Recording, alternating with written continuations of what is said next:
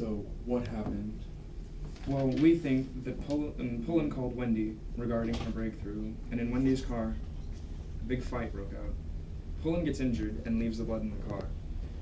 Pullen calls Young, but Young is in there with Vicky. Varner then takes Young's car and drives out to the lodge. When she finds Wicked's car, she witnesses a fight between William, Wendy, and Anita. William, seeing that Anita and Wendy are fighting, takes a tire iron and hits Wendy across the back of the head with it, and Wendy is knocked unconscious. Those two then, in a panic, decide to ask Varner for help. Varner, being the good Samaritan she is, decides to take Wendy back to the lodge, which her brother and Pullen, with the group Environment California, had rented out for the 2 weeks. When Varner gets Wendy to the lodge, Wendy wakes up, and there's a struggle between Varner and Wendy. Varner, fearing for her life, shoots Wicked with the handgun she carries. She panics and throws the body out of the window and into, or next to, the dumpster that is below the lodge room.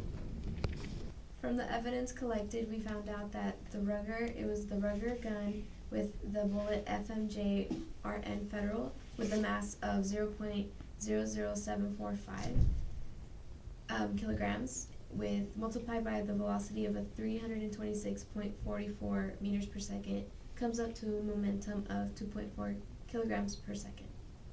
Okay, Pam Pullen had a 10 loci in blood in the victim's car from being hit in the face by Wendy Wicked, and Vicky Varner's had blood matches of 11 loci in the room because she got in an encounter with Wendy Wicked.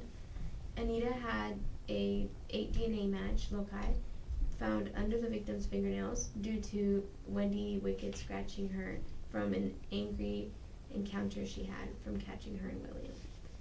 And fingerprints, there was fingerprints on the tire iron from both Anita Angus and William Wicked, because Anita grabbed the tire iron and handed it to William Wicked, and once William Wicked found them fighting, he hit Wendy Wicked with it.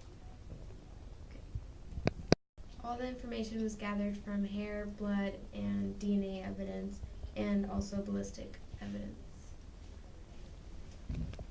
So there were ethical implications with using our DNA evidence, because with a lot of the town having relations, whereas they're cousins and siblings, that they have a lot of the same DNA, so it makes it kind of like you can,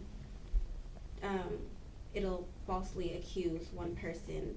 There's possibilities of that, and our team had to decide if it was ethical for us to use the evidence, if it violated the suspect's right to privacy, but we decided that it didn't violate their privacy, because the evidence was still left over from the crime, and where they didn't stalk them and like steal it, it was just left over, so it was all ethical to use the evidence. So, what kind of evidence do we have, based on what Detective Buku collected? Basically, Varner had the most involvements with everything, as in location, as in evidence also. Alright. Do we have does she have an alibi for the days of the murder? No, she doesn't have an alibi at all Well, for the days that she was murdered. Okay, so in the room, Young's blood was found in there, but that was most likely because he was the one who rented out the room. Now, in the victim's car, Penny Pullen's blood was found in there, but that was because of the fight earlier that she and Wicked had. Now, also, Vicky Varner's blood was in that room, which shows that there was clearly a struggle between her and Wendy Wicked that occurred in that room. Also, underneath the fingernails of the victim, we also found Angus's blood, which means that there had to have been some sort of confrontation between them both, either in the woods or in the room. Now, from the room, we also found William Wicked's hair we found William Wicked's hair inside the room, which means that he also had to be part of it. She did miss this town meeting on Monday, and that could be because the fact that she was upset with Pullen the day before, because Pullen could have called her talking about the environmental group project, and it all started on Monday when Wicked missed her meeting. Do we have a timeline of the events that unfolded during this? We do, because starting on Monday, November the 2nd, she missed the town meeting. So on Monday she met with Pam Pullen. Okay, so what about the second set of tire tracks we found at the scene?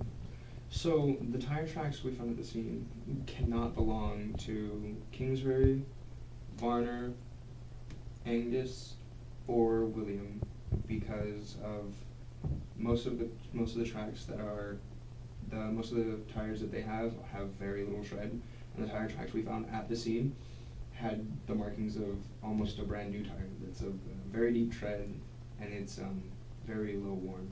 The only two tires I've seen that could fit the description are Pullen's and Young's. But I've taken off Pullen's because of the pattern in the tread. The V pattern doesn't match the S pattern of the impression we found at the scene. So, logically speaking, the conclusion I've come to is that it has to be Young's tires. So Young's car was driven to the scene. But let's specify Young's car, not really just Mr. Matthew Young. It's just his car. Yeah, it's only his car. Yeah. I'm considering that he is family with Varner. She could have borrowed his car. Mm-hmm. A lot of the DNA evidence for the crime scene and the different items used has Varner's DNA. Like her blood is in the room, and her fingerprints were on the room and the victim. Mm-hmm. Young and Varner, Vicky Varner can always be confused with each other because of their similar loci and genotypes, being that they're relatives.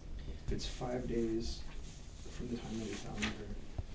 In the first week, what was happening?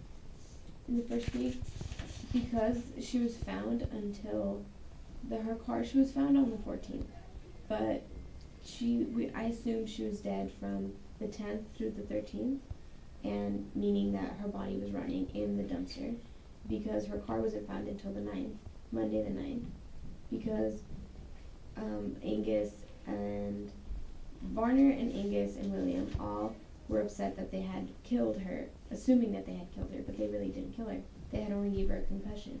They hid her in the hotel room. She was in the hotel room injured with a head concussion for 2 days, Friday and Saturday. And she woke up on Monday morning. She was angry, and Varner only reacted to impulse, and being a gun owner, she shot Wicked in the chest. Okay. Well, from the evidence, it can't be Kay Kingsbury because she has a confirmed alibi for the days that she would have been killed, and her tire impressions don't match the ones from the crime scene. And from the experts that we have on Kay Kingsbury, she doesn't have strong reasoning for wanting Wicked dead, and it's also her cousin, so I don't believe she would want to kill her cousin. So that could leave us with Vicky Varner as a main suspect, based on the fact that she has the most DNA evidence around the victim and around the place of murder, and not to mention that she has the most to lose due to the fact that she has a ranch that will be destroyed if Wicked's new industrial plan were to pass. And Pullen would not be a suspect. Well, Pam Pullen has only had blood DNA from the car. Now, based on simply that fact, we can't say that she was the murderer in the car. We could say that it was from the spout that they had earlier on in the week. Okay, what about Varner's brother though? Matthew Young, his tires were the most matched. Well, Matthew Young and Vicky Varner are both siblings, meaning that she could easily have access to his car to commit this murder. Alright, so based on the evidence we have here, what should we bring to the court tomorrow, and who should we indict? Alright, so from the evidence we have, I believe that we should indict Vicky Varner as the main murderer. Alright, Why? Well, the amount of DNA evidence is simply overwhelming. She has no confirmed alibis for the days that are missing, and the fact that she has the most reason to commit this murder. alright, so based on the evidence we have, we should also bring up Anita Angus and William Wicked to the stand just for questioning, because they seem like they have a lot to do with this murder. They could even be charged with accessory to murder. Definitely. Alright guys, well, I think that's all for today. Be prepared for tomorrow. We'll see you tomorrow in court. Sounds